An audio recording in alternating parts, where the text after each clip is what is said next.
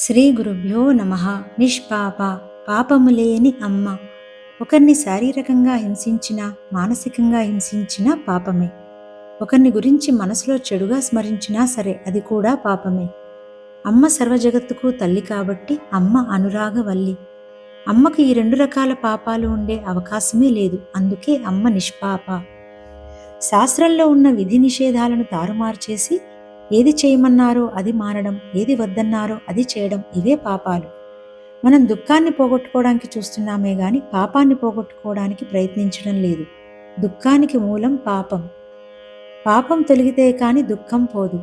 దుఃఖం అనే చెట్టుకు మూలమైన దుంప పాపం. ఆ దుంపను తెంచే శక్తి అమ్మవారికి మాత్రమే ఉంది.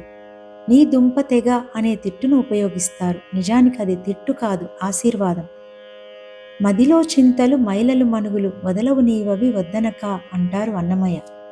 మనం మానుకుంటే దైవం పూనుకుంటుంది. నమే భక్త ప్రణశ్యతి, నా భక్తుడు ఎన్నటికీ చెడిపోడు అని భరోసా ఇచ్చాడు గీతలో పరమాత్ముడు. మామేకం శరణం వ్రజ, అహంత్వా సర్వ పాపేభ్యో మోక్షయిష్యామి మా శుచః. నన్ను శరణువేడు, నేను నిన్ను అన్ని పాపాల నుండి రక్షించి మోక్షమిస్తాను అని ప్రాధేయపడుతున్నట్టు అడుగుతున్నాడు కృష్ణుడు అర్జునుణ్ణి. ఎంతటి దయ!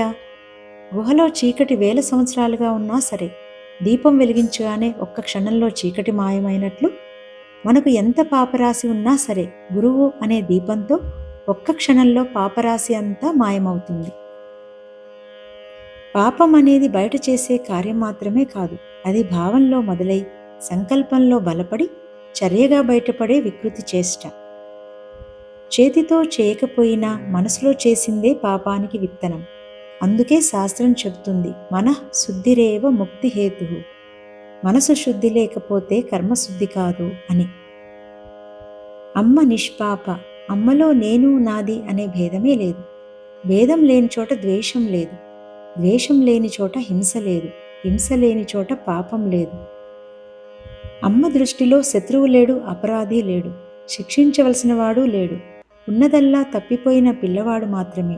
అందుకే అమ్మ శిక్షించదు, శుద్ధి చేస్తుంది. పాపానికి ప్రాయశ్చితం ఏమిటి? స్నానం చేస్తే పోతుంది, జపం చేస్తే పోతుంది, దానం చేస్తే పోతుంది అని అనుకుంటారు. కానీ ఇవన్నీ పాపాన్ని కరిగించే వేడి మాత్రమే. పాపాన్ని పూర్తిగా నశింపచేసేది ఒక్కటే, జ్ఞానాగ్ని. జ్ఞానాగ్ని దగ్ధ కర్మాణం. జ్ఞానం వలన సర్వకర్మలు పాపాలు దగ్ధమవుతాయి. పాపానికి ఏకైక నిర్వచనం స్వధర్మాన్ని, కర్తవ్యాన్ని విడిచిపెట్టడం. పుణ్యానికి ఏకైక నిర్వచనం కర్తృత్వ భావన లేకుండా ఉండడం. ఆత్మనిష్టయే స్వధర్మం, బాహ్య దృష్టియే పరధర్మం. నీ లోపలికి వెళ్ళిపో, అక్కడ ఏ పాపమూ లేదు. ఎందుకంటే అక్కడ నువ్వే లేవు.